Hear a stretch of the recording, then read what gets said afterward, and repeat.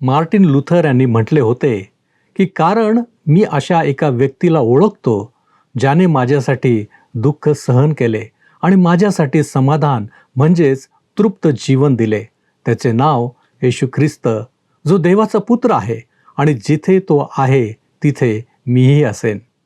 काय ख्रिस्तामधील तृप्त जीवन आपणास ठाऊक आहे? उपासना उपासना उपासना उपासना प्रभुजी करो उपासना प्रभुजी करो उपासना उपासना उपासना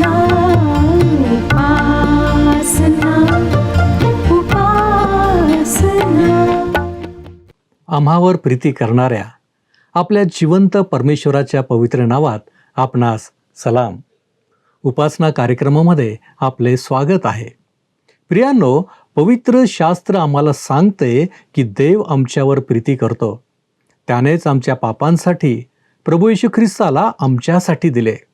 मागील 2 कार्यक्रमामध्ये आपण वधस्तंभावरील ख्रिस्त पाहिला आहे. आज आपण त्याचे गौरव पाहणार आहोत. तसेच ख्रिस्ती विश्वासणाऱ्याच्या जीवनामध्ये विश्वासाचा भक्कम पाया म्हणून ज्या स्तोत्राकडे पाहिले जाते त्याचे अध्ययन आम्ही सुरू करणार आहोत. प्रियांनो, आजचे अध्ययन आम्हाला एक वेगळीच पर्वणी आहे. काय आपण तयार आहात अध्ययन करण्यासाठी? तर मग चला प्रियांनो, आपण आपल्या अध्ययनाची सुरुवात करूया. श्रोत्यांनो, आम्ही स्तोत्रसंहिता ह्याच्या 22व्या अध्यायाचे अध्ययन सुरू केले आहे. मी आपणाला सांगितलं होतं की वधस्तंभाकरिता 2 शब्द आहेत ग्रीक भाषेमध्ये, एक स्टॉरॉस आणि दुसरा झुलॉन. आम्ही वाचतो की त्यांनी त्याला झाडावरून खाली काढले, अर्थात प्रभू येशू ख्रिस्ताला झाडावरून खाली काढले. काय त्यांच्या म्हणण्याचा हा अर्थ आहे की त्याला त्या खांबाच्या तुकड्यावर सरळ टांगण्यात आले? आजच्या युगात वधस्तंभाचा जो आकार प्रचलित आहे, स्वीकारार्ह आहे, त्याच्यासोबत मी सहमत आहे. परंतु अचूकता आणि स्तोत्रात वर्णिलेल्या खांबाचे वर्णन लक्षात घेण्यास थोड्या वेळ आपण परंपरेने चालत असलेल्या वधस्तंभाच्या आकाराला बाजूला ठेवूया. येशू ख्रिस्त म्हणाला, रान बैलांनी मला शिंगावर घेतले असता तू माझा धावा ऐकलास.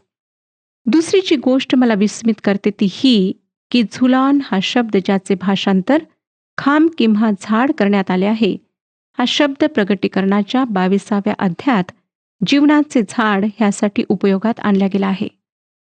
आता जेव्हा आपण 22व्या स्तोत्राच्या 22व्या वचनात येतो तेव्हा एकदम 2 शाखा विभाजित झालेल्या दिसतात. येशू ख्रिस्ताचे दुःख सहन आम्ही पाहिले. आता आम्ही त्यानंतर त्याचे गौरव पाहणार आहोत. 22वं वचन वाचूया. मी आपल्या बांधवांजवळ तुझ्या नावाची कीर्ती वर्णीन, मंडळीत तुझे स्तवन करीन. मला वाटतं येशू ख्रिस्ताने हे संपूर्ण स्तोत्र वधस्तंभावर म्हटले. तो पराजित होऊन मेला नाही, कारण जेव्हा तो अगदी शेवटच्या क्षणात होता तेव्हा त्याने म्हटले की हा शुभवर्तमानाची साक्ष देण्यात येईल. मी आपल्या बांधवांजवळ तुझ्या नावाची कीर्ती वर्णीन. आणि आम्हाला दिसतं की पेत्र महासभेपुढे, जेथे शास्त्री व परुषी एकत्र झाले होते, त्या ठिकाणी उभे राहून म्हणाला, प्रेषितांची कृत्ये 4था अध्याय आणि 12व्या वचनात, आणि तारण दुसऱ्या कोणाकडून नाही, कारण जेणेकरून आपले तारण होईल असे दुसरे कोणतेही नाव आकाशाखाली मनुष्यांमध्ये दिलेले नाही. लूका शुभवर्तमान 23वा अध्याय आणि 43व्या वचनात आम्ही वाचतो की तू आज माझ्याबरोबर सुखलोकात असशील. स्तोत्रसंहिता 22वा अध्याय 25 आणि 26 वचने ह्यावेळेला आपण वाचूया. महामंडळात तुझ्यामुळेच मी स्तवन करीतो, त्याच्या भक्तांसमक्ष मी आपले नवस फेडीन. दीन जन अन्नसेवन करून तृप्त होतील, परमेश्वराला शरण जाणारे त्याची स्तुती करीतील. तुम्ही चिरंजीव असा. वधस्तंभावर जो डाकू प्रभू येशू ख्रिस्तासोबत टांगलेला होता, तो म्हणाला की अहो येशू, आपण आपल्या राजाधिकाराने याल तेव्हा माझी आठवण करा. आणि येशू ख्रिस्ताने त्याला उत्तर दिले होते की तू माझ्याबरोबर सुखलोकात असशील. ज्यांना येशू ख्रिस्ताद्वारे पापांपासून सुटका प्राप्त झाली आहे ते सर्व आणि तो डाकू सुद्धा सुखलोकात राहणार आहे. रोमी कायद्यानुसार जरी तो डाकू ह्या पृथ्वीवर जगण्याच्या लायकीचा नव्हता, तरी येशू ख्रिस्ताने त्याला स्वतःच्या वधस्तंभावरील मृत्यूद्वारे स्वर्गाच्या लायकीचे बनवले. आता श्रोत्यांनो, योहान शुभवर्तमान 19 अध्याय आणि 30 वचनात आम्हाला पूर्ण झाले आहे हे येशू ख्रिस्ताने वधस्तंभावर उच्चारलेले शेवटले वाक्य वाचायला मिळते. 22 अध्याय, स्तोत्रसंहिता 22 अध्याय आणि 31 वचन आम्हाला सांगतं, तेही येऊन भावी पिढीला त्याचे न्यायत्व कळवितील, त्यानेच हे सिद्धीस नेले असे म्हणतील. भावी पिढी अर्थात ज्यामध्ये तुमचा आणि माझा समावेश आहे, ते त्याचे न्यायत्व कळवितील.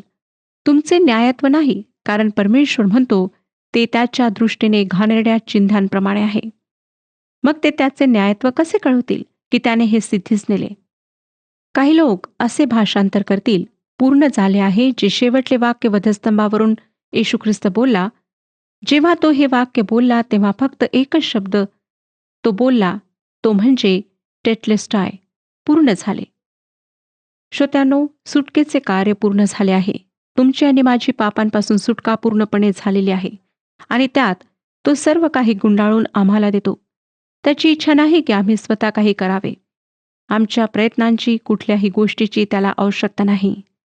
जेव्हा येशू ख्रिस्त वधस्तंभावर मेला तेव्हा त्याने ते न्यायत्व, ती नीतिमत्ता आम्हाला उपलब्ध करून दिली, जी जिवंत देवाला संतोषू शकेल.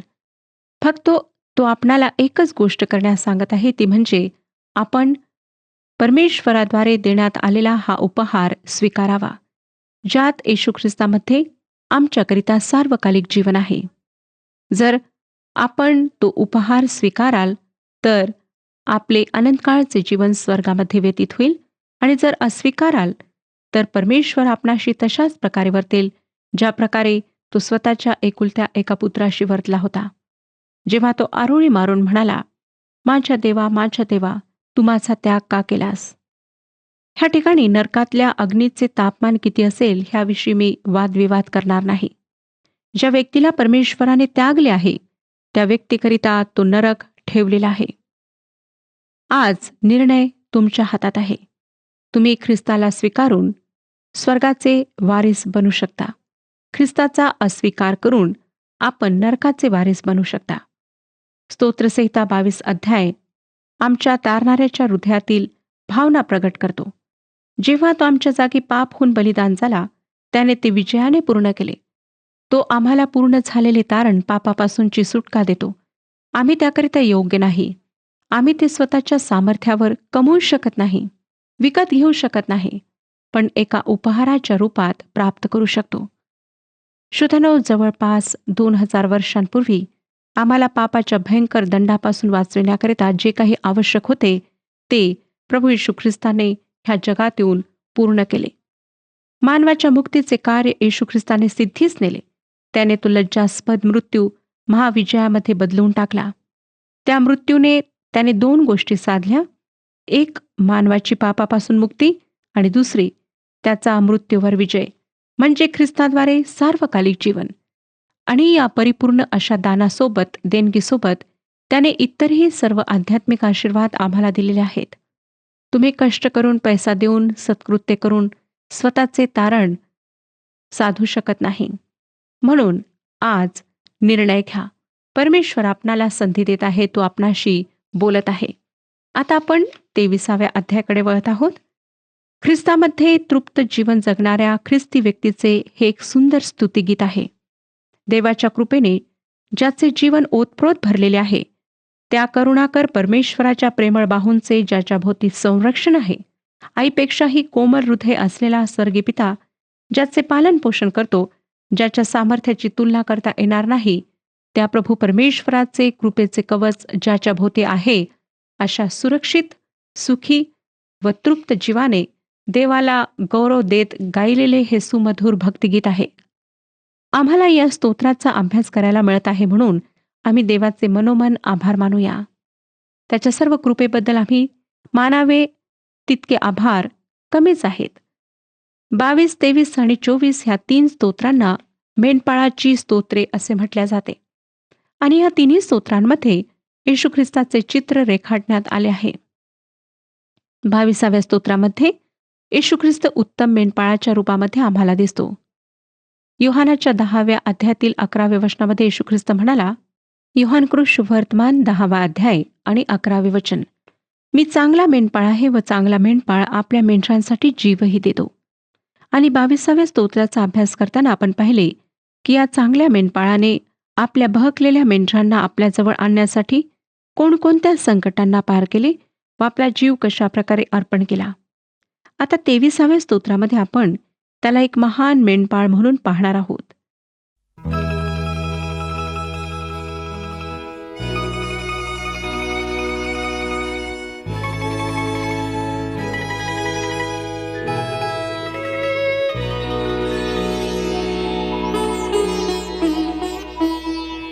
ख्रिस्ता तुझ्यावरी प्रेम वाढो माझे तुझ्यावरी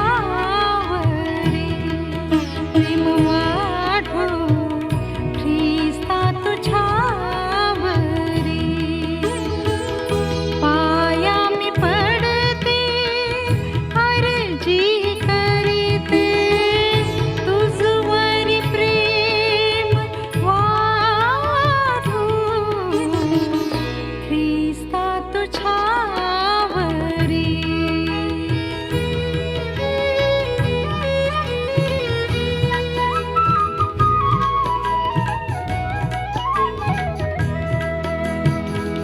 लौकिक मी सुखी दंग मागे आता तुझ्या मुखी दृष्टी लागे भावा मी करीते आग्रह धरीते तुझवरी प्रेम वाढो ख्रिस्ता तुझ्यावरी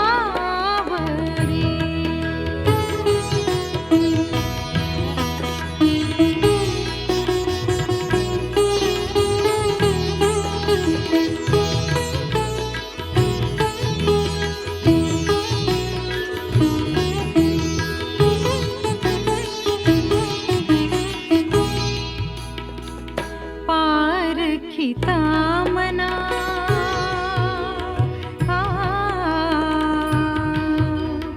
ओ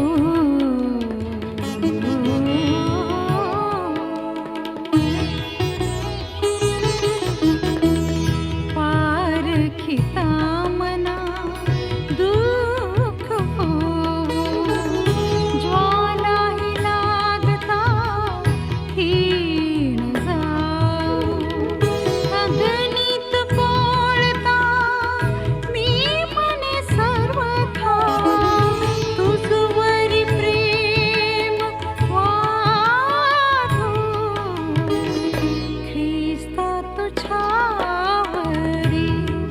प्रेम वाढो माझे तुझ्यावरी प्रेम वाढो ख्रिस्ता तुझ्यावरी पाया मी पडते अर्जी करीते तुझवरी प्रेम वाढो ख्रिस्ता तुझ्यावरी प्रेम वाढो ख्रिस्ता तुझ्यावरी.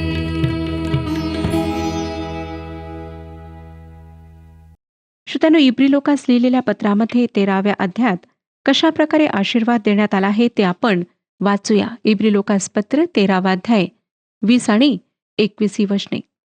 आता ज्या शांतीच्या देवाने सर्व काळच्या कराराच्या रक्ताने मेंढराचा महान मेंढपाळ आपला प्रभू येशू याला मेलेल्यातून माघारे आणले, तो देव आपल्या दृष्टीने जे आवडते ते आपणामध्ये येशू ख्रिस्ताच्या द्वारे करो व आपल्या इच्छेप्रमाणे वागण्यास तुम्हास प्रत्येक कामास सिद्ध करो.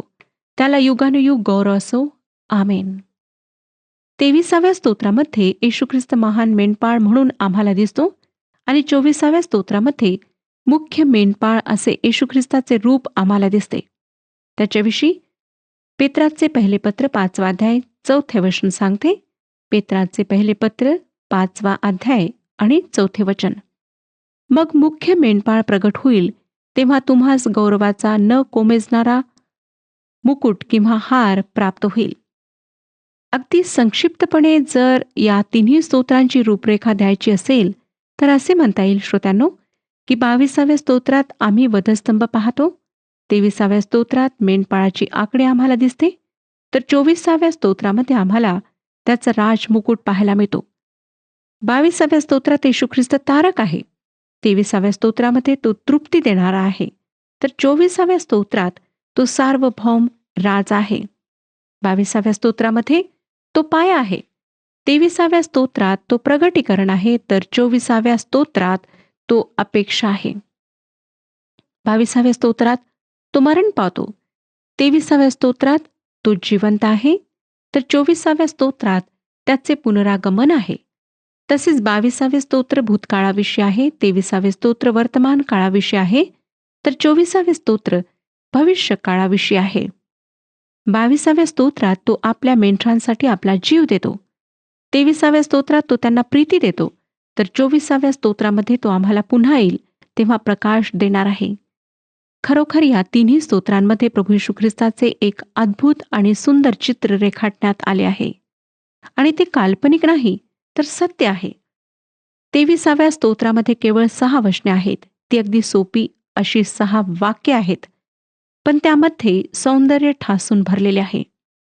हे स्तोत्र ईश्वर विज्ञानाविषयी मोठे व क्लिष्ट विधान नाही, किंवा एखादे महत्वाचे विधान नाही, किंवा ते तत्वज्ञानातला एखादा किचकट उतारा नाही, परंतु ते एक अतिशय साधे स्तुतिगीत आहे, आणि त्याच वेळेस ते अतिशय उदात्त देखील आहे. या स्तोत्राचा अभ्यास करीत असताना सुरुवातीला त्याविषयीच्या प्राथमिक गोष्टी पाहणे आवश्यक आहे. हे स्तोत्र दाविदाने लिहिले हे सर्व मान्य आहे, परंतु प्रश्न हा आहे की हे स्तोत्र त्याने तरुण मेंढपाळ असताना लिहिले, की आयुष्याच्या उत्तरार्धात एक वयस्कर राजा म्हणून लिहिले? आणि या प्रश्नाचे उत्तर समजणे आवश्यक आहे. डॉक्टर मार्गन यांनी या स्तोत्राला एका वृद्ध मेंढपाळाचे गाणे असे शीर्षक दिले आहे. ही गोष्ट खरी आहे, कारण दावीद नंतर राजा झाला तरी तो आपले पूर्वीचे मेंढपाळ म्हणून कंठलेले दिवस विसरला नव्हता. आणि 23व्या स्तोत्रामध्ये आम्हाला एखाद्या अपरिपक्व व प्रौढत्व नसलेल्या तरुणाचे विचार वाचायला मिळत नाहीत, तर परिपक्व अनुभवाची भक्कम जोड असलेले बोल वाचायला मिळतात. हे स्तोत्र लिहिण्याच्या वेळेस दावीद बहुधा आपल्या आयुष्याच्या शेवटाजवळ पोहोचला असावा, आणि त्याने आपल्या वेगवेगळ्या अनुभवांनी भरलेल्या गतजीवनाकडे दृष्टिक्षेप टाकला असावा. त्याने जीवनातले बहुतेक सर्व प्रकारचे अनुभव घेतले होते. तो एक अनुभवी शिपाई होता, ज्याला खडतर जीवन, विजय आणि एकाकीपणा यांचा कठोर अनुभव होता. त्याच्यावर अनेकदा कठीण प्रसंग उद्भवले होते. त्याला परीक्षांमधून जावे लागले होते. म्हणून त्याने लिहिलेले 23वे स्तोत्र एका अपरिपक्व मनाने मांडलेला सिद्धांत नाही, तर दीर्घायुष्यामधील अनेक अनुभवांनी पक्वता आलेले ते अनुभवाचे एक फळ आहे, बोल आहेत. या स्तोत्राच्या पहिल्याच वचनात दावीद म्हणतो, परमेश्वर माझा मेंढपाळ आहे. आणि श्रोत्यांनो, आम्ही कित्येकदा हे वचन स्वतःसाठी उच्चारतो, पण परमेश्वराला स्वतःचा मेंढपाळ म्हणण्याचा अधिकार कोणी आपल्याला दिला? प्रिय श्रोत्यांनो, उत्तम मेंढपाळ आपल्या मेंढरासाठी जीवही देतो. आणि 22व्या स्तोत्राचा अभ्यास करताना आम्ही आमच्या उत्तम मेंढपाळाला, जे आम्ही मेंढरासारखे बहकलो होतो, त्या आमच्यासाठी वधस्तंभावर प्राण अर्पण करताना पाहिले. आणि प्रभू येशू ख्रिस्ताने आम्हाला योहानकृत शुभवर्तमान 10वा अध्याय 14 आणि 15 वचनांमध्ये सांगितले, मी उत्तम मेंढपाळ आहे. जसा पिता मला व मी पित्याला ओळखतो, व जे माझे आहेत त्यास मी ओळखतो, व जे माझे आहेत ते मला ओळखतात, आणि मेंढरांसाठी मी आपला जीव देतो. तसेच योहानाच्या पहिल्या अध्यायातील 12व्या वचनात देवाचे वचन आम्हाला सांगते, जितक्यांनी त्याचा स्वीकार केला तितक्यांना, म्हणजे त्याच्या नावावर विश्वास ठेवणाऱ्यांना, त्याने देवाची मुले होण्याचा अधिकार दिला. श्रोत्यांनो, परमेश्वराला स्वतःचा मेंढपाळ म्हणण्याचा अधिकार आम्हाला येशूवर विश्वास ठेवल्याने प्राप्त होतो. 23व्या स्तोत्राची पहिली 2 वचने आता आपण वाचणार आहोत. परमेश्वर माझा मेंढपाळ आहे, मला काही उणे पडणार नाही. तो मला हिरव्यागार कुरणात बसवितो, तो मला संथ पाण्यावर नेतो. श्रोत्यानो, येशू ख्रिस्ताने वधस्तंभावर मानवाच्या सर्व पातकांची शिक्षा स्वतःवर घेतली आणि मानवाची त्याच्यावर येणाऱ्या मरणदंडापासून सुटका केली. त्याच्या या महान कार्यावर, त्याच्या मृत्यूवर आणि पुनरुत्थानावर विश्वास ठेवल्याने आम्ही त्याला माझा मेंढपाळ असे म्हणू शकतो.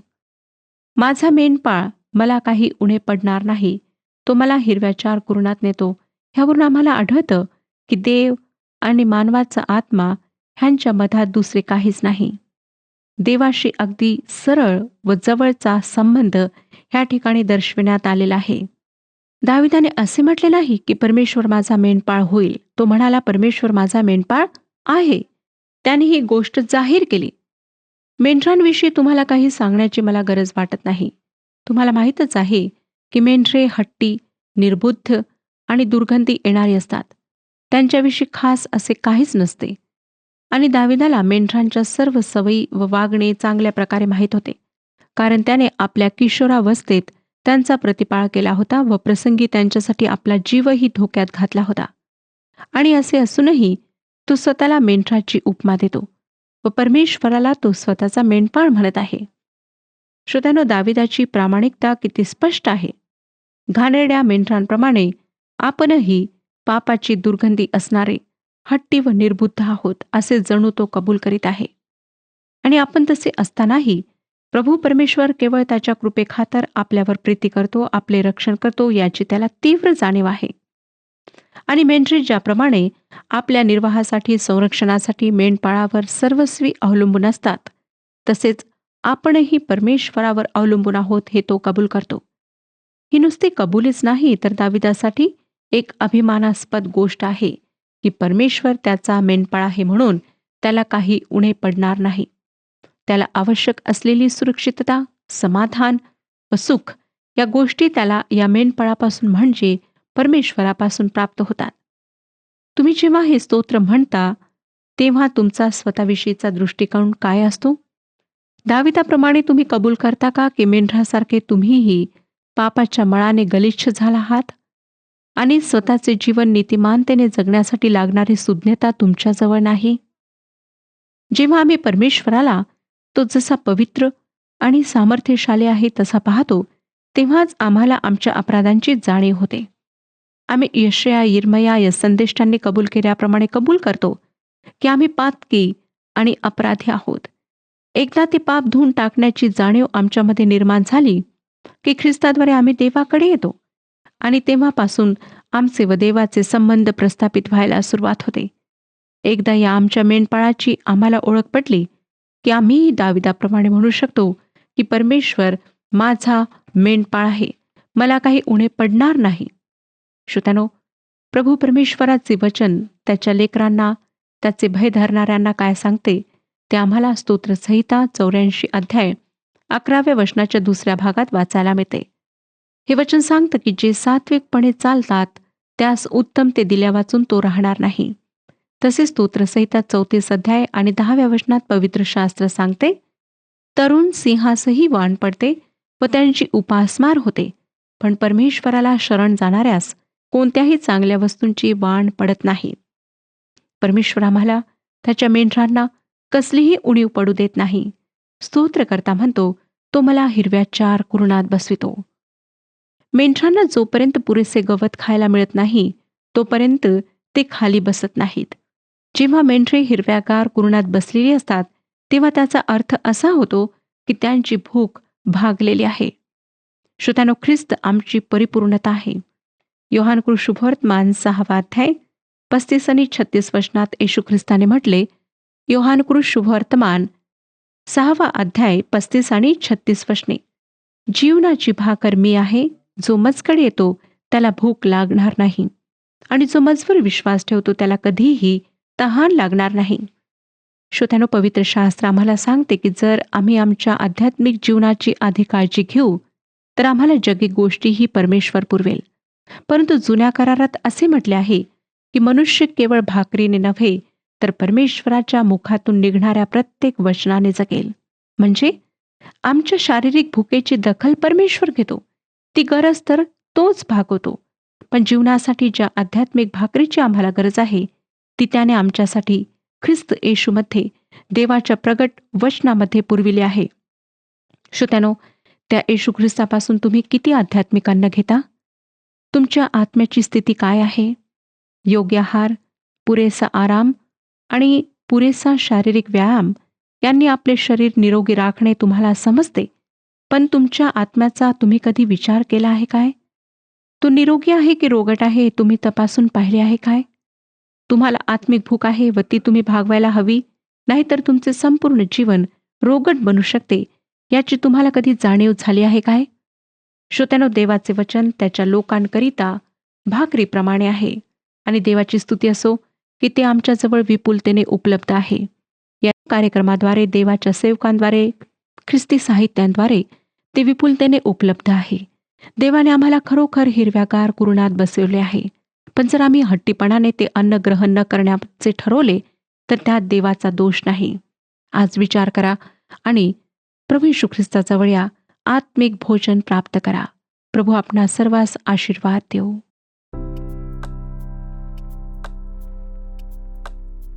मागील प्रश्नाचे उत्तर आहे सी. मी तर कीटक आहे, मानव नव्हे, असे येशू ख्रिस्ताविषयी म्हणण्यात आले.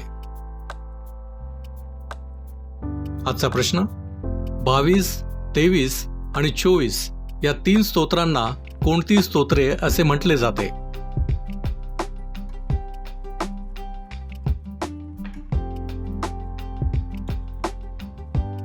प्रियांनो, या प्रश्नाचे उत्तर उद्या सकाळी 6 वाजण्याच्या आधी पर्याय ए, बी, सी किंवा डी लिहून आपले नाव, पत्ता आणि ठिकाण यासोबत मोबाईल नंबर 7021474742 वर SMS किंवा व्हॉट्सअप करा.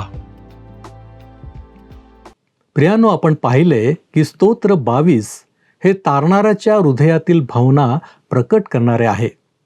ख्रिस्ताद्वारे परिपूर्ण झालेल्या भविष्यवाण्या विषयीचा हा भाग आपण पाहिला. तसेच एका सुंदर तुलनेद्वारे आपण स्तोत्र 22, 23 आणि 24 यांचे महत्त्वही जाणले आहे. माझी खात्री आहे की आजचे अध्ययन आम्हा प्रत्येकासाठी आशीर्वादाचे झाले असणार. प्रियांनो, काय आपण वधस्तंभावरील ख्रिस्ताचे महत्त्व जाणले आहे? काय ख्रिस्त आणि आमचे नाते मेंढपाळ आणि मेंढरांचे आहे? काय आम्हाला ख्रिस्तामधील तृप्त जीवन जगावे असे वाटते काय? आपण आत्मपरीक्षण करूया. आपण प्रार्थना करू. प्रभूजी, आम्ही तुझे लेकरं या नात्याने तुझ्या चरणापाशी आलेलो आहोत. आम्हाला ठाऊक आहे की तू आमचा प्रिय मेंढपाळ आहेस, जो तू आमच्या जीवनामध्ये आमची काळजी घेतो, आम्हाला चालवतोस, मार्गदर्शन करतोस आणि संरक्षण देखील देतोस. आणि म्हणूनच प्रभूजी, तुझ्यामध्ये आणि आमच्यामधलं जे नातं आहे ते अधिक दृढ राहावं यासाठी प्रभूजी आम्ही तुझ्याकडं आमचं लक्ष लावलेलं आहे.